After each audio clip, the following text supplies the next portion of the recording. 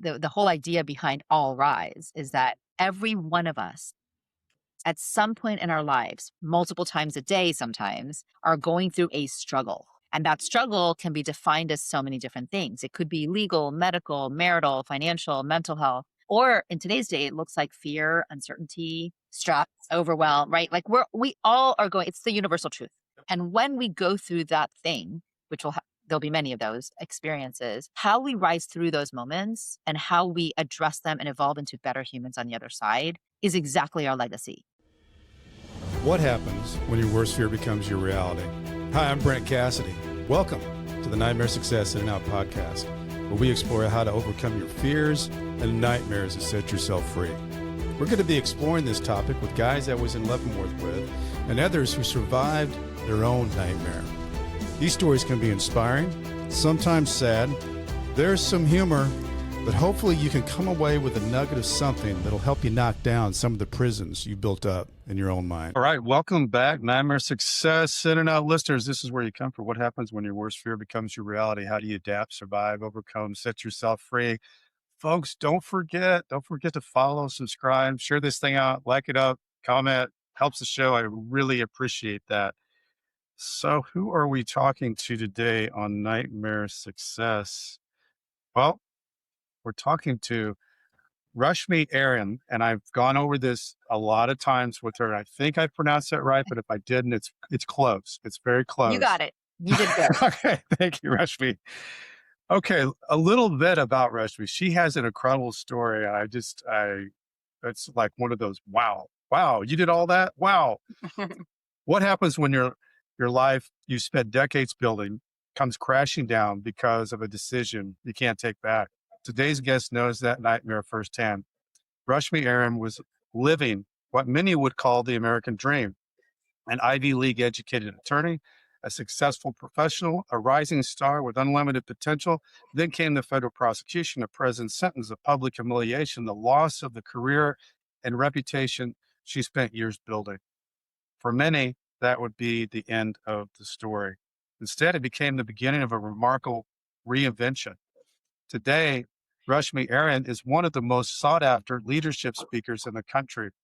Her message on accountability, trust, resilience, and ethical leadership has been trusted by global organizations including Deloitte, Coca-Cola, Comcast, Caesars Entertainment, Hershey's, GE Healthcare. She has delivered more than 450 keynote presentations worldwide and regularly earns some of the highest audience ratings at major leadership conferences and corporate events.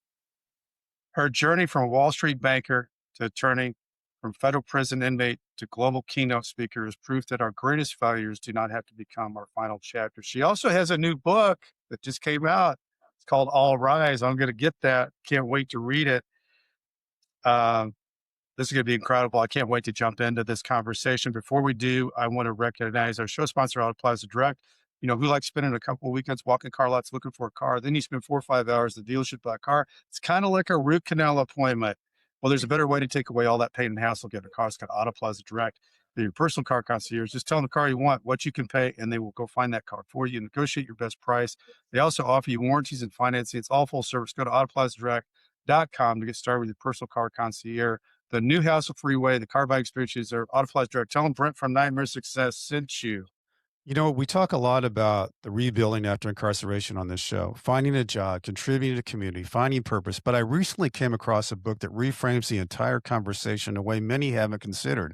It's called Second Chance Economics by Nevin Shetty, and it just debuted as a #1 new release on Amazon. This isn't a book about criminal justice reform. It's a book about economic potential. Shetty starts with an overlooked reality. There are 80 million Americans with a criminal record.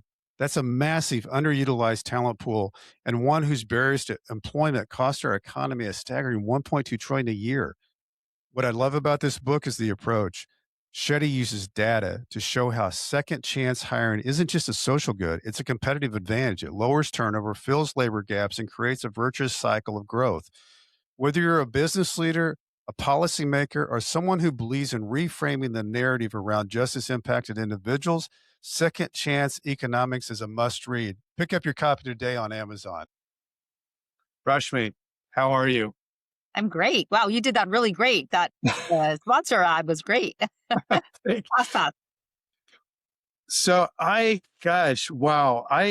I don't even know where to start with what your story is because it's got it all. You have everything in your story. Take us back a little bit, Rashmi. Where did you grow up? Where did this all start for you? What was life like for you as a kid? Yeah, I mean, I grew up in Miami, Florida, Okay. and well, I moved here when I was 2, so pretty much my whole life. And my parents are immigrants from India. Dad came in 67 and then brought my mom in 70 when he married her. It's a whole other part of the story. It's very much detailed out in the book. And when I moved to Miami, I think very similar to most immigrant families, there was this drive to succeed, right? There Hmm. was this almost like an identity of I have to prove to my Prove parents. yourself. Yeah, to Yeah. prove to my parents that their sacrifice to, move from everything they knew to this new country for a better life or their kids to be it's never that my parents said to me, you have to succeed, right? It was never like this overt thing. It was more this self-imposed obligations and expectations of myself. And I'm not alone in this. I would say like most kids of my age, certainly all the Indian kids I knew from my community, we all felt Hmm. the same. We were almost like in competition with each other, like, oh, I won the spelling bee. Oh no, I won the math contest, Uh-huh. And so uh, I think at a very young age created this plan for myself, right? And the plan was I've got to go to the best schools, get the best grades, win all the awards, make a lot of money, prove to my parents, and make them proud. And so I was 100% focused on that. I always tell people I was a total nerd. I Hmm. was very overweight growing up. I just didn't understand anything outside of achievement. I had friends along the way. I have great friends from those years, and they're still my friends. Were But they like you? Were they um, very competitive and wanting to be the nerd, the greatest nerd ever? I don't think they were as nerdy as me. Okay. Uh, 2 of my closest friends were dancers, and they were like the popular girls. And I was a cheerleader in high school, which were not popular. And I was definitely like the bottom The cheerleader. cheerleaders weren't popular? No, the dancers were Wow. popular in my high Okay. school, and I was always on the bottom because I was overweight. And so I, even when I look back at those years, I think I had this real bit massive insecurity and imposter syndrome that I didn't belong, and the only way to prove that I belonged was to keep doing well in school. So I would get all the awards. The teachers loved me, but Yeah. I tell my best friends now from those years, like I kind of felt like you only liked me because I was this superstar, right? I didn't Okay. know you actually loved me for me. It's taken me You this. felt like that was your identity It that you had was. built, and there was a wall behind, if people don't really know me, they just know me, the person who's really smart. And so I think that this is not uncommon for many of us, and depending on the profession that you're in, our identity becomes being the doers, being the leaders, being the ones who figure it out, being the Yeah. ones who never ask the questions and we just get things done, right? That just becomes who we are. And it was certainly what I was doing. And I was really good at my job, right? Like I went to UNC Chapel Hill. I went to Wall Street and I worked on Wall Street as an investment banker. I went to Columbia Law School. And along the way, I'm winning all the awards and I'm graduating highest honors and all the things. What are your parents thinking about this girl? So I was their apple of their eye, right? Like they're super proud of me. I'm the oldest of 3 girls. So I have 2 younger sisters. And that one has now since passed. She suffered from mental health for like decades. She was a year younger than me, smarter, prettier. It's a whole other part of the story. And then my baby sister, who's 7 years younger than me, she's now a doctor in Philly at Penn. But like I was always like the one leading the way, paving the way. Oh yeah, that's the first. And All of I've got 3 daughters. Actually, we still call our youngest daughter, who's 29 years old, the baby. So she's and Your I have youngest is grandkids. And my 29? grand is what? Gee, Paul, why do you call her the baby? I said, I just always have. Wait, I don't understand. Your youngest is 29? You're like, Yeah. there's no way you're older than me. That's crazy.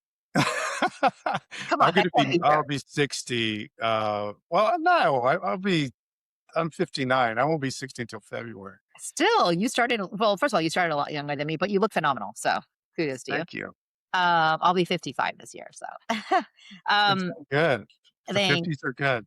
Yes, 50s are great. I'm actually in the best shape of my life. I work out, I lift a lot of weights, but I digress. So, I graduated from Columbia, and by way of California, I come back to Miami, and I'm practicing law. I worked at a mid-sized litigation boutique. Then I worked for the government, so I was a county attorney. Rashmi, I'm curious about this. Did the law thing, being an attorney, was that something that you had always kind of thought in the back of your mind that you wanted to do, or did you fall into it because Yeah. you were just so accredited at that time and won so many awards that it just felt like that was a path that made sense? No, it's a great question, and I talk about this a lot from stage. What I have pinpointed it to was there was this moment when I was 10 where I was sitting in the car with my dad. So dad and I used to argue about everything, or I should say, I used to argue with my dad about everything. I just would like always push back on things and disagree and debate. And so one day I'm 10 and I'm sitting in the car with my dad and we're driving, and well, he's driving, and he's driving along and he looks over at me and he goes, "Rushmi, you should be an attorney one day because you're smart, you're confident, and then you can argue with whoever you want." And Uh-huh. so it almost like at that young age of 10 It stuck became, with you. yeah, it was like, okay, I am going to be the best attorney I can be. Like that was it. Mm, That was what I was going to do. And so if I'm honest, and like I've told this to my dad, I became an attorney, I think, because I thought that's what would make my dad proud of me. And he kind of mhm, created this need or desire. I think there's a lot of other things I could have done that I would have been happier doing, that mhm, I would have had great skills for. I think I was a good attorney. I didn't love it, right? Like mhm. my dad he's actually 80 today, and he's had many professions over the career of his life. He is also an attorney and he still practices law at 80. And Wow. he Wow. loves Okay. it, right? He loves the practice of law. I was never that person. Like I was really good at it. I graduated, top of my Yeah. class and got great job offers, all that stuff. But I didn't love it. It definitely wasn't, I think, wouldn't have been what I have would have chosen to do. Now, having said that, pretty much all Indian kids, especially during the generation that I was growing up, were told you have to be a lawyer, a doctor, or an engineer. Mhm. So I likely would have done one of those anyways. So I don't Yeah. know. But now I think about it and I'm like, oh, I would have been a really amazing lobbyist. Or because I'm like a connector, I'm a Yeah. people person. I Yeah. I build, mean, look what you've done with all this keynote speaking. yeah. So That's a and I business that love, you've created. You're the commodity. yeah, thanks. I mean, I do love building relationships and Yeah. so that, or maybe PR. Like I think PR would have been a great Uh-huh. skill for me. So anyway, there's I think a lot of other things I could have done. Even higher ed, like administration type work, I think I would have been really good at, but I chose law. It's interesting to talk about that, where people fit into that because, I always thought I was going to be an attorney. I was a political science major and my Yeah. dad was an attorney. Um, and then I got into sales and it's funny because I think, I wanted to be a trial attorney because I love the idea of going into the courtroom and Yeah. having the jury and And all you that. watch movies and it's Oh like yeah, exciting. Yeah. for sure. But really everything is sales. What you just said, the networking, the Oh, yeah. connections, the PR, converting people's beliefs, all those things. If you have that, you can kind of fit into whatever that is. You just happen to fit the role of the attorney and you were good at it. But like Yeah. you could have probably been good at all the different things that you just said. And sales, it's interesting that you bring that up. So I think being able to sell something, whether it's yourself, a Yeah. service, product, is a transferable skill. I'll share that when I was 18, my parents, at the time were doing real estate. It was in the 80s, and they had made it, and then they lost everything in the crash. Uh, So I'm a senior in high school. My parents literally lose everything. And we were living arguably in the nicest neighborhood in Miami on the ocean in a like 8,500 square foot house. And so now, and like we used to have huge parties and everyone would come to our house, right? Like yeah. everyone wanted to be around us because we were successful Yes. and we were on the ocean and people would bring their boats and all that stuff. And so now it's 1989, March of my senior year, and we lose everything. Like my parents have to file bankruptcy, we lose the home to foreclosure. And there were a lot of things that were happening. So, in my head, like recognizing that failure is not failure. So I learned a lot of things by going through this experience with my parents. My parents never lost hope or faith or love or belief in themselves. They They didn't quit on themselves. Yeah. Yeah, and then they shared, most importantly, I think, for somebody like you and I, right? They shared the truth of what was happening with my sisters and I. So I Yeah. was 18, my sister was 17, my other sister was 12 or 11, but we all knew what was happening. And that, I think, ability to honor our children with the truth is so Oh, important it's huge. as we It's go through life, because yeah. I truly believe that our kids are more resilient than we give them credit for. And they will, I spiritually believe that our kids will learn from us what Yeah. we allow them to grow and search and become better. Like, I don't know what the right word is, like evolve into better humans, because they're growing through this really big life struggle with us. And you and I both have been through this. No, Uh, it's more than what I thought that you and I yeah. relate to. I had the same thing happen to me when I was 14 years old. My dad was a very well-known businessman, attorney. We were very wealthy, and he, with the bank that he owned, he ended up getting 6 months in prison, and we lost everything, and we moved. But he came back with one, company that survived, and created, a national company. And I think for me, as a kid, seeing that was, you can't survive a gigantic setback, one that you would think would be earth shattering, that no one could survive. And then you see that as a kid, and then how they react to it. It's everybody has bad things happen to them. It's how they react to it. And Oh, I think that's what kids internalize. yes. You and it's Yes. life It's shaping. really it's really the basis of my book, right? The whole idea behind All Rise is Hmm. that every one of us, I love the title of it. thank you. Well, obviously there's a triple entendre there, but like every one of us at some point in our lives, multiple times a day sometimes, are going through a struggle. And that struggle can be defined as so many different things. It could be legal, medical, marital, financial, mental health. Or in today's day, it looks like fear, uncertainty, Yeah. stress, overwhelm, right? Like we all are going, it's the universal truth. Yep. We are all going to go through something. And when we go through that thing, which there'll be many of those experiences, how we rise through those moments and how we address them and evolve into better humans on the other side is exactly our legacy. That's what I believe. And our kids are watching, our teens are watching, our people are watching. Uh, So it- true. yeah. So back to the story. So I work for these big law firms. Hmm. Ultimately, in '04, I start my own real estate transactional practice. Yep. Would And have been a great time to do that. right at the time, my husband, I'm now divorced, but my husband at the time was a firefighter. Okay. And my kids were basically just born. So they were like 2 and 3. Okay. And I just remember hustling. Like, I'm a solo female entrepreneur, young mom. I'm the major breadwinner because my husband, he's now a chief, but at Mhm. the time he was a firefighter. And so I had all this financial pressure to pay for the kids' school, to pay my payroll, to pay for our lifestyle. Did you And we like were, that adrenaline rush? yeah, but it was, we were definitely living outside of our means, right? Miami's terrible for Most this. people do. Yeah, but like in Miami, you get caught up in a lot of that, like appearances. Yeah. And so we were caught up in that. And um, yeah, it became this like, uh, it was like a constant drive Mhm. to keep going and to keep pushing. So my kids are little. I'm running this little law firm. I'm trying to get every possible client from every possible place I can get, who are buying a house, selling a house, because I was a transactional attorney. Yeah. And so I would literally sell my services at the gym. I would go to every possible networking event to try to secure clients. I would go out to dinners as much as I could with potential, Yeah. clients. And Working a in the lot. process, my marriage started to fall apart. The kids were young, right? So they started saying, "Mommy, are you coming home for dinner?" Yeah. And it really became this like massive pressure moment for me. Mhm. And it was in that moment that I got this chance to meet a real estate developer. So it's '07 now, and it's like right before the market Yeah. crashes. So right now the market's hot. And South Yeah. Florida was Wasn't any, I mean, I don't know if there's been a hotter market well, South than Florida was '07. crazy. Yeah. Right. '06.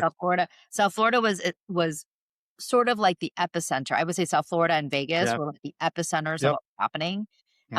And there was just a lot of movement happening along the way for in the real estate space, and a lot of people were buying investment property, right? So I am hustling. I'm getting this, I'm doing these closings for buyers that are investors that are buying from big developers.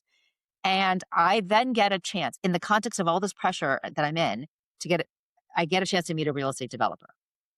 Now, what happens in my head is I got to land this client.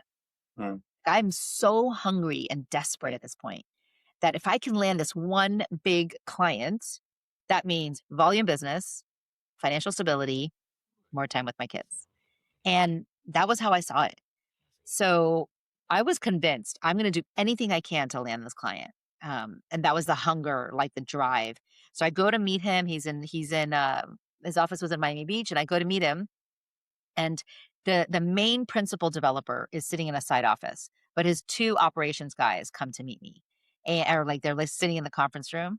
And basically they began to describe what they were doing, which were buyer incentives on the transactions, on the settlement statement, to incentivize buyers to buy their condo units. So it was a third-party disbursement. They were describing what they were doing. And in my head, what was happening was, okay, it's creative.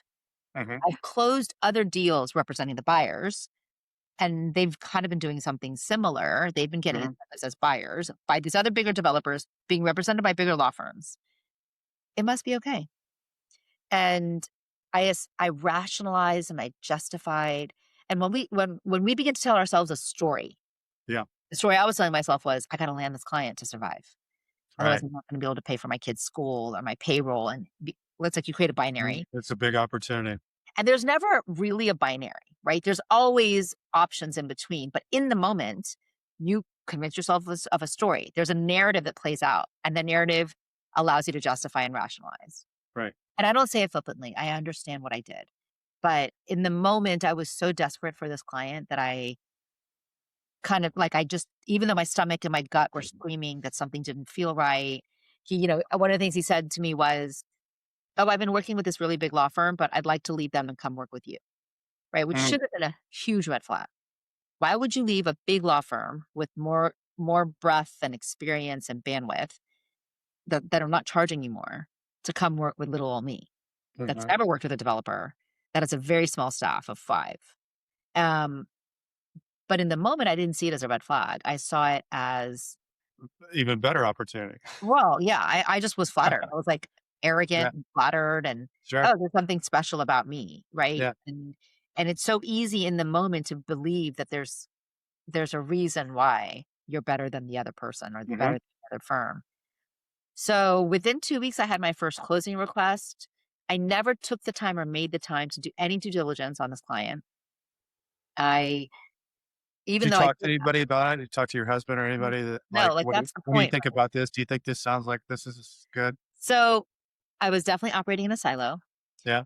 I was curious about that because it happens a lot. And there were no checks and balances because I was my boss.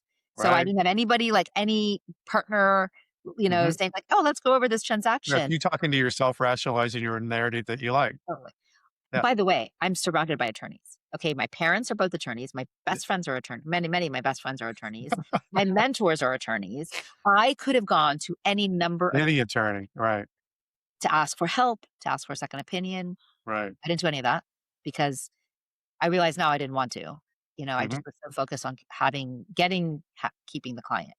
Right. So I basically end up getting, within the first 2 weeks, I get my first closing request. And it was like a steamroll came in, and I didn't think about it. I just was doing. So there were moments along the way where things happened where there were these moments where my stomach was screaming. Rashmi, was it a gray area to begin with, the buyer incentive for the condo? Could it be legally? There's so many things in law that. So this is what I always say, there was this gray area that I didn't disclose in the way I should have. Okay. And so the way I disclosed it and where the fraud was is that I didn't, because I knew the buyers were getting a financial benefit, right? That was what I needed to disclose on the settlement statement. Right. But what I was disclosing was where was the money coming in and where was I sending it to? Okay. So basically the settlement statement reflected my escrows, and I thought that was enough. That's And enough information that if they yes, want to read between the lines, they could go deeper on their own. correct. I was Yeah, like, well, the onus is on the bank. They should be looking. I'm giving that's them right. this rental guarantee. Right. I'm giving them all these documents. If they're not paying attention, then is it my responsibility to do that? And Right. so I didn't. I thought all that mattered was my escrows. And so, you know, when I ultimately got into, I did 200 closings for this guy over 15 months. And then like all the units sold in those properties and I stopped working with him. I then merged my practice with my father's, who, like I said, Okay. is a lawyer. And he's always been a real estate litigator. So we started doing real estate litigation. But so now it's 2009. The market has fallen. And I'm now pursuing the banks, the mortgage servicers, the lenders who are now filing foreclosures against people that are now in foreclosure. And I grew my practice by 1,200%. Mm, I am, to your point, selling, right? So I am now growing our practice. I'm going to conferences. I'm selling my services. I'm like, oh, I'm the small boutique law firm. yeah. I'll give you customized service, all these things. And we do great. We grow. Revenue started to pour in way more than it ever had. And then, so 4 years later, the FBI visited. I always from stage will ask people from in the audience, has anybody ever been visited by the FBI? And like there's always like this one person who's usually like the lawyer for some big company. Right. And I'm like, yeah, it's freaking scary, especially when it's you personally. So they interviewed me for 4 hours that day. When you say they visited, did they just knock on the door They showed up at my or they office. set an appointment? Like No, no, what no. happened? They showed up at my office, showed their badges. My receptionist came into my office and said, there are two FBI agents here to see you. I Mhm. freaked out. Yeah. Oh, I that's the was oh shit moment. full of fear. Yeah. And, here's the thing, nobody tells you, and I went to a decent law school, but I never like studied criminal law much. I just took the one required course. Yeah. Nobody really tells you, unless you've like heard my story or your story, or you Yeah. know better, that you can say to the FBI, hey, can I call you back with an attorney? And it's such a good point to bring up because this show goes into 1,500 prisons, and the anybody who has gets encountered with that type of situation, the immediate thought in people's minds, I want to help, and I'm trying to follow authority And you to think, unless you've actually already owned it, right? The narrative in your head is, I didn't do anything wrong. right. And if I don't talk to them, Just then talk they'll to 'em. think I did something wrong. Right. Just Yeah. talk my way through this and everything will be fine. And they fear, and they operate off that fear, right? They know we're Yeah. intimidated. And so they interrogated me for 4 hours. They showed me documents, pictures, emails, and I'm answering like an idiot. I'm answering these questions. Yes, no, Mhm. yes, no, as if I could remember what had happened 4 years ago, Right. but none of us have that kind of memory. Mm-mm. Um, and then I got a grand jury subpoena 2 years after that.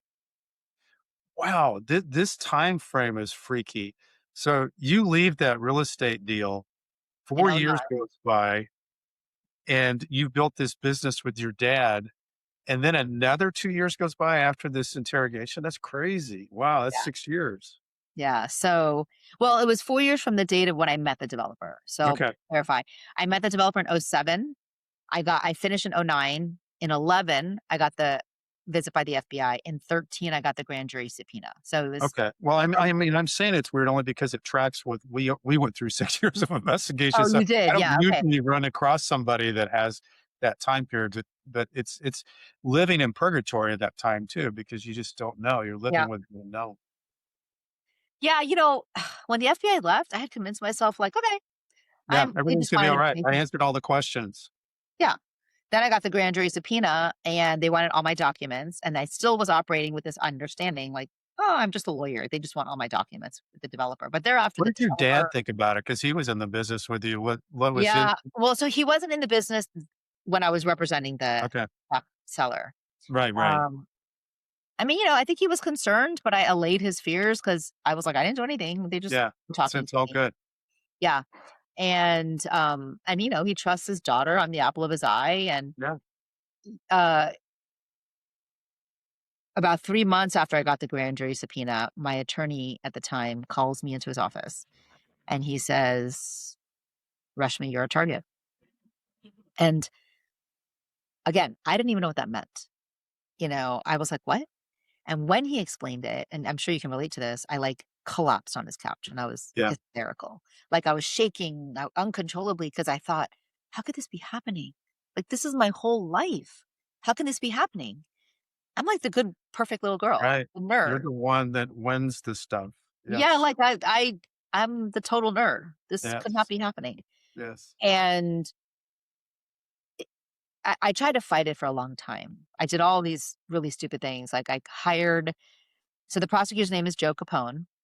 And I bring it up because fast forward now, a decade after I've come home from prison, Joe and I are very good friends.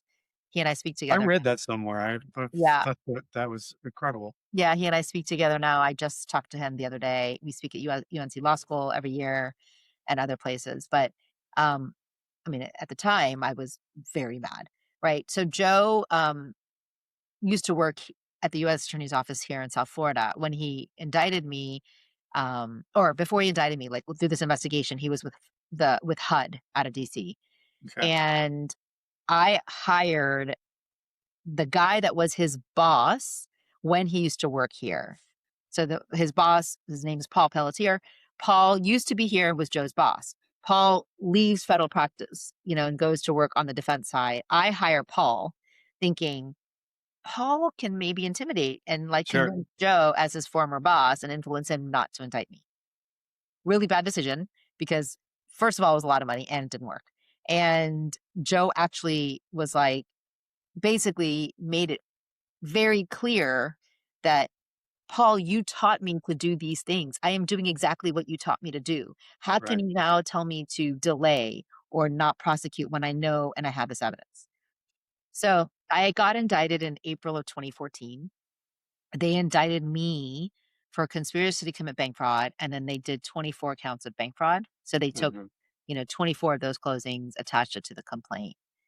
And then, probably similar to you, I printed out the 200,000 pages of documents and 15,000 emails, and it sounds like it was a lot less than yours.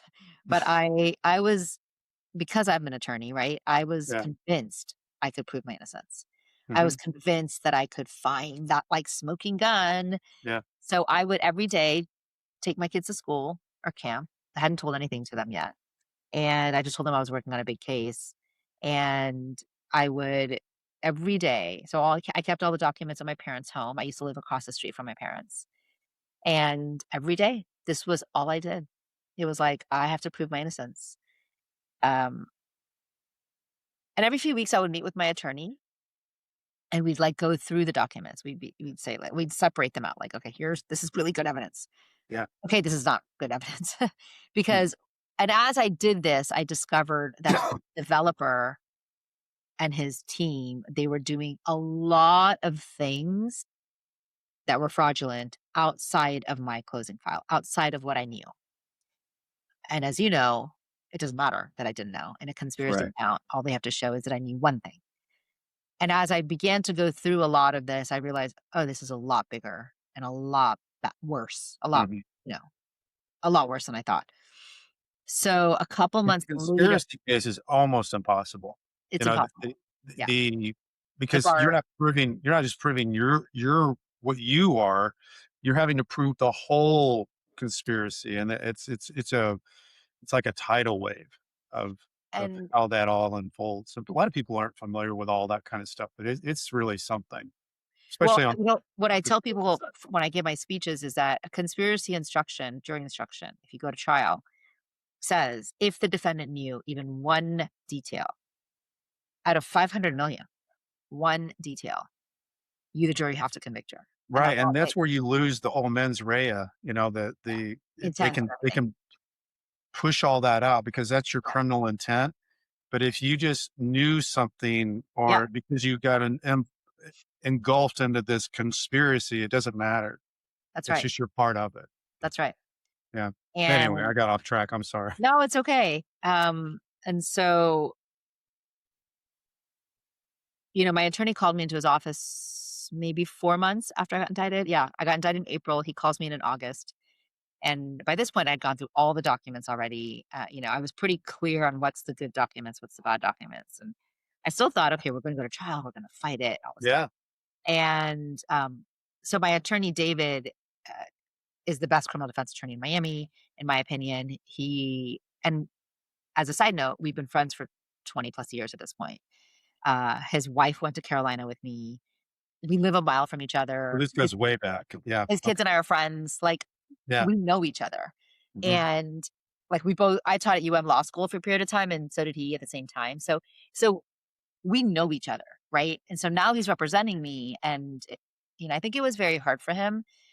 I know it was very hard for him, right? Because it's different when you don't know the defendant Yeah. you're representing. No, I get that. But in this case, he was like emotionally vested. Yeah. So anyway, he calls my parents and I into his office, and he says, Rashmi, I want to kind of walk you through what'll happen if you go to trial. The jury has to, the government has to prove their case. We'll give a defense, and then the government will give their rebuttal. And there was this one piece of evidence that we knew they would likely use for rebuttal, and it was damning. And it was, by the way, an email I forwarded at 8:00, making my kids sleep. It's a very dramatic moment in my speeches. It's usually how I start my talks because it could happen to any one of us. Mhm. And he said, Rashmi, I know you didn't walk into this planning a crime. Like, I know you. This was not your intent, but here's the thing, you knew enough. And as an attorney, you had a higher fiduciary duty to do more, to say more, to ask more, to stop it from happening. And you didn't. You could have walked away, but you didn't. And the one thing that these parts of it that you did know would have been enough for you to at least ask the questions. And the truth is, you did know, right? There was likely something going on. You just didn't want to acknowledge it, which is the truth. And Right. he basically said, if you don't plea, you're looking at 20 years. And so I made that decision that nobody wants to make, which is I'm going to be a felon for the rest of my life. Yeah. And I pled. And then so what I pled to was a 5-year max, so general conspiracy count. Same thing I had. Yeah. Yeah. And 0 then, to 5. yeah. And then so I had a very interesting journey after I decided to plea. So I had my plea hearing a few months later. And then they had asked me to testify in the case against my co-defendant, who was the operations guy. By the way, my client never got indicted. Wow. His operations guy did. So I was the main government's witness against him. And in that process, this is how Joe and I became really close, because in those months of prep for trial, I spent thousands of hours with this prosecutor, Mhm. like walking him through the documents, explaining to him things to him, helping him essentially. And then, I spent 2 days on the stand. The rebuttal was horrendous. And in the process of this, I decided I didn't want, because I'm a leader in my community. I sit on a lot of boards. I'm very politically involved. I know the politicians. I know the managing directors of law firms here. Like, I'm very involved. And so Mhm. I'm literally the last person anybody thought this would happen to. And so it was very important to me to have the humility to call people and tell them. I didn't want them to read about it. I didn't want them to gossip about Smart. it. Yeah. So I called 200 people in my life. I one by one picked up the phone and called them after I pled and told them the truth and owned it. And, before I started making these calls, remember my entire life, I thought people only loved me because I'm an achiever. So Mhm. now I'm calling people, telling them that I've pled guilty to a federal crime, totally believing that they're going to hang up on me and never want to be my friend anymore, won't love me anymore, won't respect me anymore. Mhm. And the gift of what I learned at the age of 42 or whatever it was that people are very forgiving of our humanity when we Mhm. give them a chance to see themselves in us, because we are all flawed humans. That's We're right. all here trying to figure it out. And but Mhm. for the grace of God go I. And so in the process of this, I'll show you, the judge got a binder of 182 letters of support. Wow. So I keep it next to me to remind myself. So this was the binder of 182 letters. That's And impressive. it was like I got eulogized before I died. Mhm. And, people shared stories of how I impacted them when I was 12. Mhm. Because as you know, right, our history and character matter for sentencing. And so um, things that I didn't even remember that I had said, that I had done, that I had touched people's lives. Mhm. And so it was such a beautiful display of our humanity and unconditional love. And It's I, like going to your own funeral and hearing what people say. I think it's one of the greatest gifts out of the whole thing. I kept those letters with me when I went to prison. So yeah, I have, when on a bad day, reading one of those letters was really yeah, uplifting. that's Yeah. why I keep it here next to me, Mhm. even in any business. I mean, I'm a, keynote speaker. I'm an entrepreneur now, and it's Mhm. hard. And there's days where I'm like, I just need to remind myself that Yeah. people love me. Oh my gosh, I'm so sorry. And so I would say that that experience of calling people Yeah. really opened my eyes and changed kind of my entire perspective of why I was going through this. I had an uncle along the way also say, Beti, which in Hindi means daughter, one day you'll realize that this is not happening to you, it's happening for you. Mm. And that in the moment when he said it, I didn't get it, right? But ultimately it became like a seed that got planted in my head. I thought, okay, maybe there's some good that will come out of this. I can't see what Mhm. it is yet, but I'm going to have the faith and belief to know that there's light on the other side of this. I don't know what that looks like yet.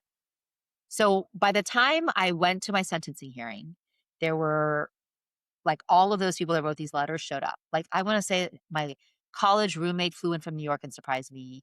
One of my best friends drove down from Charlotte and surprised me just to be there that morning to show the judge my support. I mean, there were 180 people in the courtroom. The marshals had to have people stand outside because there were so many people. And it was such an incredible display of love. Mhm. Um, Even though most of these people knew that I would likely get sentenced, right? Just to show up for me to To show the support you. judge. Yeah. Yeah. So, and we're talking like the mayor, like important people in Miami that definitely have Mhm. some reputation. Right. So the judge sentenced me to a year and a day. And then I had 60 days to surrender. So I 2 weeks later told the kids with their dad. And how And old would they have been then? they were 8 and 9 and then turned Okay. 9 and Old 10. enough to know. Yep. They were 9 and 10 when I was in prison. Yeah. Probably a little old. Your kids were, I guess, a little older, right? They were a little older. Yeah. Yeah. Mhm. And like I said earlier, I think that was the best thing I could have done for my kids, which was to tell them the truth. It was a really important conversation for me. And um, it also gave my kids the freedom in that, like, it was the 45 days left, in that 45 days to ask me the questions that any kid wants to know, right? Sure. Mommy, will you be safe? Mommy, what will you eat? What will you Mm. wear? Can we come visit you? Some of which I knew the answers to, some of which Yeah. I Some didn't. of the things you were wondering yourself. Yeah. But it allowed them to ask because kids Yeah. were so You had a curious about. conversation. Right. And then and so in the process of all these calls that I made, many of them were to their friends' parents and to their teachers because I had Yeah. gotten to know them. I wanted to make sure that they were surrounded by love and they were Mhm. surrounded by um the freedom to talk about it. So it was awesome because like they would be planning to like leave on a Friday night to drive to visit me because it was 5 hours away. Mhm. And their teachers knew, their friends knew, their friends' parents knew, and so they were like surrounded by a lot of support and love, and that was really important. Uh, That's huge. yeah, And my daughters were really lucky with that because they were in tennis and they had really supportive coaches and really support. In fact, my daughter became a teacher because this teacher that she admired so much was so supportive to her. And that community and the way that you handle it within the community, if you can create and stay within that support bubble, uh, boy, that's almost the difference maker of it is. how you survive it. Well, Yeah. and it's also like I think it showed the kids a lot of things. It showed them one that I had been honest and told people, right? So to go back to what we were talking about earlier, like they see, they learn from how we role model growth through hard Yeah. moments, right? But also the recognition that when we do things that are not okay, when we make our mistakes and have errors of judgment, we should own it and take accountability and then talk about it. Like that's a big part of what I believe now. It's Yeah. very hard for most people. It is hard because you have to deal with the reality and it has to like regurgitate out of you. This is what's Yeah, happening. But I'll tell you the thing that was really smart, and I have really not heard people that have said this and done this. Going and making those phone calls before and a lot of people can't beat the time period of when it comes out in the press, but allowing them to hear your version of the story yeah, and then they're going to read whatever. But that makes a lot of difference to hear the other side, because most people are hit with only the one side and you never hear the other side except for, people, your friend group or your family. But very, very smart. And um, I want to take a break there because when we get back, I want to talk about how you handle prison, place you never thought you were going to be.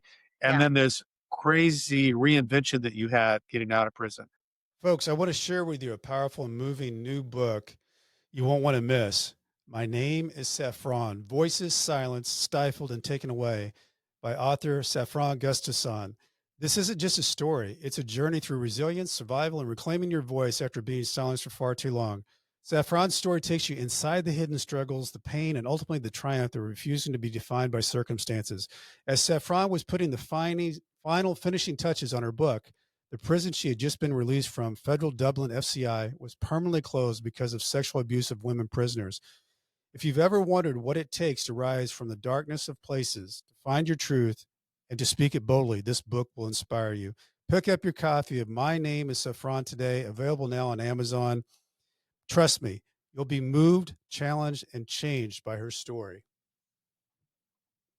Okay. So a lot of people don't like how they show up online. Many individuals think that there's no hope when it comes to managing your reputation on Google. There is hope. It's called the Discoverability Company, and they can help you whether you're building a reputation from scratch, repairing search results from after a negative news story. They can even help you how you position yourself on popular AI services like ChatGPT.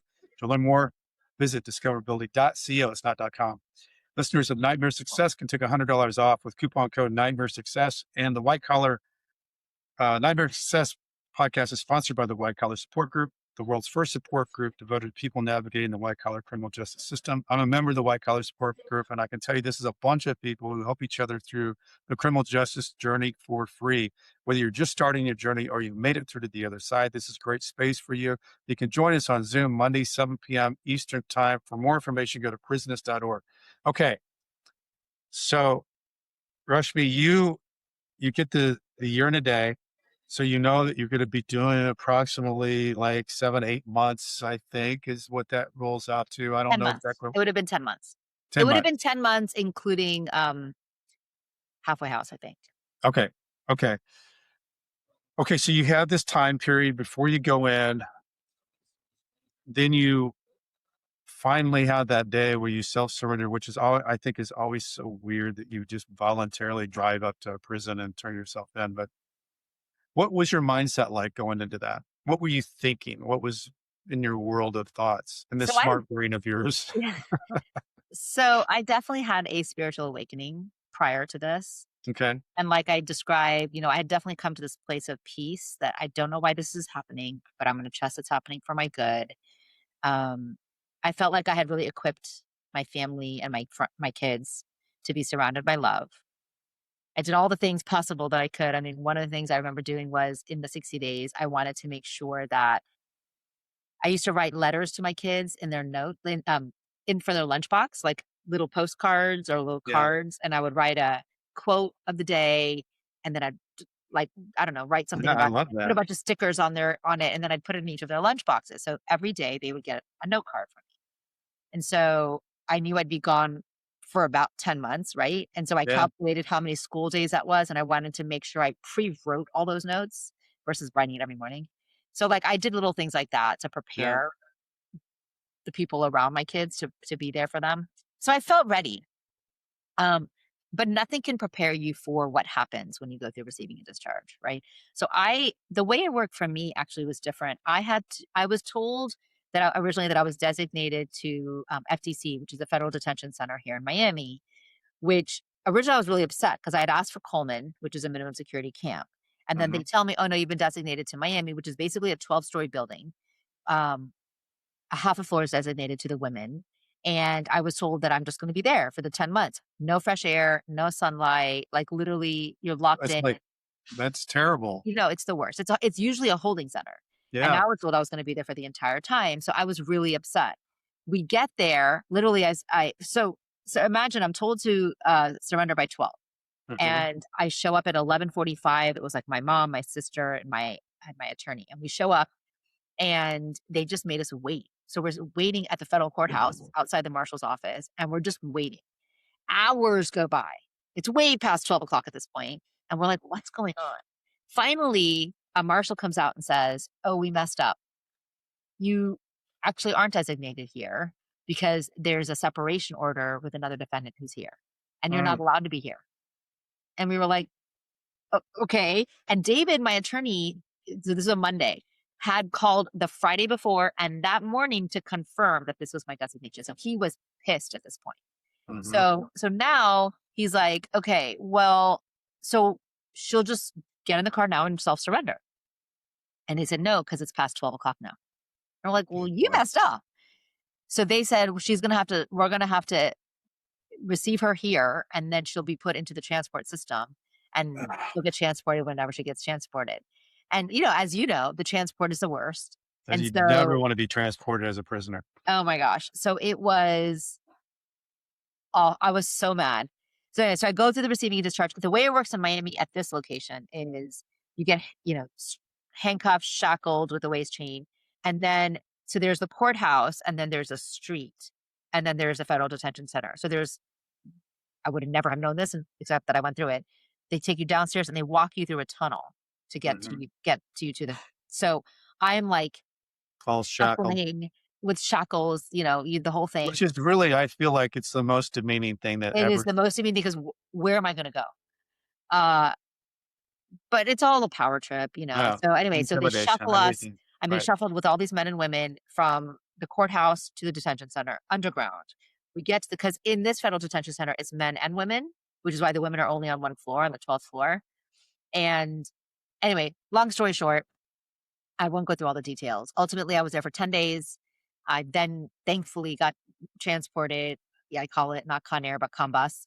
So they, pile us up on a bus, the whole thing again, handcuff shackles. I get to Coleman, which is an hour north of Orlando. And I remember like the receiving part, like, you go through all the fingerprinting, all of that, DNA check, all that stuff. You get your ID card. And one of the most important things I remember about that day is that it had been such a long day. They had woken us up at midnight, piled us onto the van at 3. Then we drove for 5 hours. Then we get there. Then you wait hours before. So I'm starving. B, I haven't had coffee. And I'm so exhausted at this point. And I just want to like get to wherever they're going to put me and get into bed, or like have some level of comfort where there's no guards and marshals around me. Yeah. So they assign me to this housing, to my cube, which was 407. And I remember 407. So I remember I walked into my cube and my bunkie was Michelle, and Michelle said, can I make you coffee? And I was like, yes. So anyways, it was right before count. It was right before 4:30 count. And I just remember it was like our special prison coffee. It's actually in my book, I have 4 prison hacks, which are prison recipes. One of them is the prison coffee, because it wasn't just coffee. It was, as you know, it's, Nescafe, right? But it was coffee with chocolate, hot chocolate, with sugar, with creamer. I mean, it was so delicious. Yeah. That every single day at 4:30, this was our ritual. So I'll never forget. But I approached my prison time very much like an ashram experience. Now, I was very fortunate that I had a finite period of time, right? I could see the light. I knew that there was only this number of months at maximum I would be there. And, it was nothing compared to the 25 years that other people had been there, and 18 years or 7 years, some of which they had gone from, what's it called? A penitentiary to medium to low. Yeah. Worked their way down. Yeah. Finally earned their right to be at a minimum. So when I was there, I really wanted to have sort of like an ashram experience. And so I kept a schedule. There's so many people that are just depressed and cry and sleep all day, and they get their job done and they come back and sleep. I would get up every morning, and I would, as soon as 5:45 count happened in the morning, I'd get up. I wrote in my gratitude journal every morning. And then I sent an email to the kids. It was the first thing I did every morning, because, there was that hour delay before they got it. Delay, right? Yeah. And then I would put my quote workout clothes on, which were basically men's athletic wear, men's shorts and stuff that I could buy from commissary. Yeah. And I would fill up the jug that I had bought from commissary, and I would go out to the track, and I would run for hours. And and then do some weights and do some strength. And then my job, I had several jobs. I also worked at the food warehouse for a period of Yeah. time. Then Uh-huh. I was the trash girl. Okay. So I did that for about 2 months. So that would be every night before recall. I would wheel both trash bins to the back of the complex, empty out every trash bag into the compactor. They would bust. I'd have to fish in and get the garbage and put it in. Thank God I had gloves. Very, very humbling experience. And push the button. So that was my job for like 2 months. And then ultimately, I had made like a handwritten resume and submitted it to education. So ultimately, my job was I taught math in English Spanish in the morning and English in the afternoons. So you stayed Uh, busy. yeah, so I was teaching like abuelitas how to add fractions, and it was actually so fulfilling. There was this one woman who um kept trying to get her. She was really young, like probably early 20s, and Mhm. she kept trying to get her GED, and she kept failing the math requirement. So, and she lived in my housing unit. So I remember saying, "Do you want me to help you?" Mhm. So I remember I helped her for like a couple of weekends and then she passed. And I remember her like running up to me and like elated and just like hugging me and saying, "Well, I passed, I passed. What can I get you from commissary?" And I was like, "What are you talking about?" Because as you know, so many people run hustles in Oh, prison. yeah. And Yep. she said, "Well, I have to pay you." I was like, I'm just happy you passed.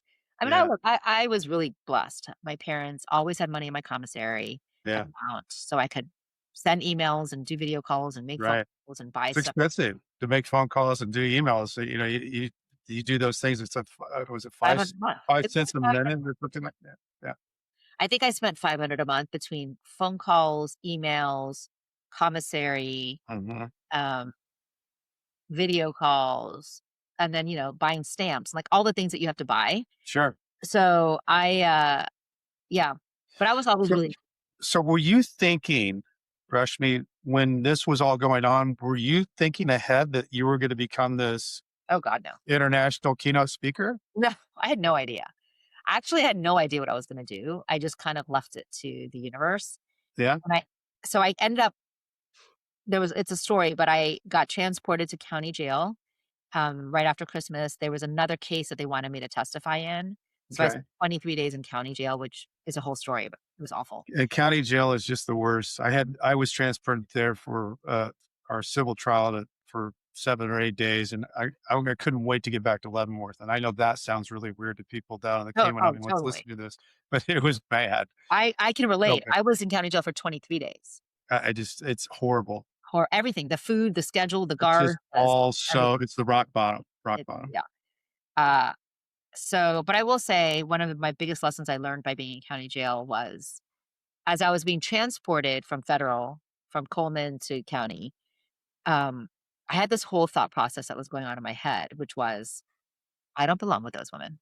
Those are Mhm, the thieves and the prostitutes and the homeless people and the drug addicts. Like, I don't belong with them. I'm an mhm, attorney. I'm educated. I was super arrogant. mhm. This is after I've already been in prison for 5 months. Right. Right. And now I spend 23 days with these women doing everything: cooking, eating, praying, crying, sleeping, working out. And one of the biggest gifts I got from those 23 days was this lesson that we are all humans. Mm, We are all drops from the same ocean. And how dare I pass judgment on them? And just to own the fact that I was a person that was passing judgment on others, no matter what they did, no matter what their life, right? This idea that we're somehow different than others. mhm. That was the gift that I got from being in county. So as much as I hated it, I wouldn't take away that lesson that I got from it. Anyway, so I got back to Coleman. I got released 2 weeks later. I came home and surprised my kids, so we didn't tell them that I was coming Oh, home. wow, that had to be a big special day. Oh god, I show that video from stage. It's amazing. And so when I came home, the first thing I did was like just obviously spend time with my kids, and I started to debrief with all my friends, Mhm, and people started to say, "Hey, you should really share your story." I'm like, "Well, what am mhm. I gonna nobody wants to hear my story." And they said, "No, it's not about the story, it's the way you've handled the story, the way you've handled this Exactly, experience." exactly. So the first thing I did was I started to apply to TEDx talks, and I kept getting rejected. And so then ultimately I did get accepted to one.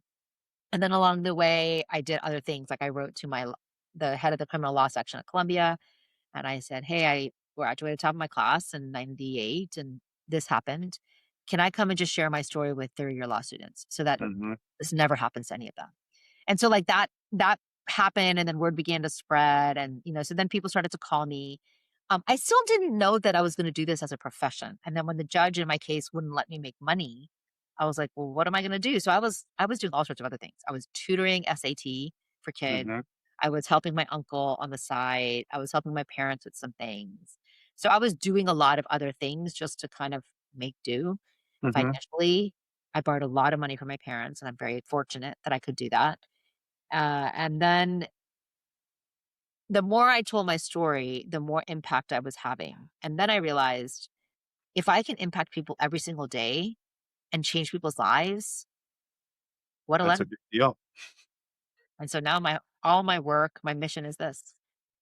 How long have you been doing that? Because the the, uh, the body of work of 450 keynote speeches, what does that span year 10 wise? years. So I started in October 2016. So this October it'll be 10 years. That is just so impressive, and the people that you've spoken to, and it says so much to crush me about the being able to stand in front of your story. You own your story, and if you don't, then somebody else owns it. But you being able to use it and then talk to Coca-Cola and all these big gigantic companies. It humanizes the reentry experience for all of those people. Yeah. That this is you, but this is also him, and that's also her. Yeah. These are people; they're not a number, and it means so much when somebody like you goes out and you do this because it's representing all of those people that have gotten out of prison. I one of the things I want to do more of, and I haven't yet figured out how to do that. It sounds like you have with this podcast is to be able to go back into the prisons and do something. There's this other speaker, Damon West, who goes in a lot. Damon's been on the show. He's Yeah. awesome, Yeah. incredible story. So I know I've reached out to him and I've offered like, hey, I know you're going into all these male prisons. I'm a woman. I'd love to sort of Yeah. partner, collaborate somehow and go into female, but I think he was doing too much. He was like, I'll keep you in mind. And I think I just haven't had the bandwidth Yeah. to figure that out for myself on how to get in to be able to go in and do what he does. I Yeah. think it'd be really very rewarding. I think. It is rewarding to be able to go full circle. Yeah. And, it means a lot to me that this is heard in the prisons. It's not heard in the federal prisons because the federal prisons still aren't allowing these type of shows in. But, there's a lot of state prisons, and 1,500 is a lot of people to be able to hear. Yeah, 1,500 prisons. I mean, somebody just said to me that I should figure out how to get my books in. Yes, and you can. You can on the How do you do Adobe that? platform. You should do that. I think it's incredible. And your story is it's so inspiring. I love inspiring stories. I love the comeback story of somebody that's using everything that happened to them and then paying it forward. Rashmi, what do you think after going through all this? Because you have experienced a lot. Yeah. You've had the rise, you've had the fall, you've had the comeback, and you put it all back together, and you're still walking it. What do you think is your biggest takeaway from all of this? I mean, there's so many takeaways. I would say the biggest takeaway that I share with others is that we are all fallible. We're all going to go through something. And when we go through that moment of however we want to define what struggle is, I think we have a responsibility to own it, take accountability for our actions, as hard as it is, whatever the consequences may be, and then learn from it, grow from it, evolve from it, do better the next time. I like that. Yeah. That's a great takeaway. Everybody, I want you to go out and get this book, All Rise. Right there. There it is. Yeah, it's right here. It's the easiest place to go. Amazon, Barnes & Noble, wherever you get your books, I guess. I mean, basically everywhere. I mean, Amazon's the easiest. Obviously, Yes. I have inventory still. I basically found out that my publisher has run out of books because Amazon still has a bunch, and so does Ingram, which is like where independent bookstores buy from. So Amazon is probably the best. You can go to my publisher, which is Amplify, but that'll be the best. And then when you do, please write me a review because I'm trying to get as many reviews as Yes. possible. I'm Apparently, it going to helps get the your book algorithm. and write your review because those are big deals. And talking about gratitude, I want to thank Homestead Financial lets me use this podcast room. Anybody who's got home mortgage needs, Greg Afdiev is your guy. He knows all that stuff. And if you want to, hey, go get my book while you're looking for Rashmi's book. Buy Night of his Success. too. And if you want to find out what I'm doing, go to brentcassity.com. I spell it wrong. I spell it with a TY, not a DY. As I used to say to my people when I was writing my emails back and forth from Leavenworth, stay strong. I'll do the same. Rashmi, thank you so much for being here today and doing Thank you all for that having you me, do. Brent. This was fun. It was great. And I just wish you the best of luck with everything that you're doing. Thank you. Thank you so much. You too. Hopefully we'll stay connected, keep We will. collaborating in some way. We will. Night of Success, in and out.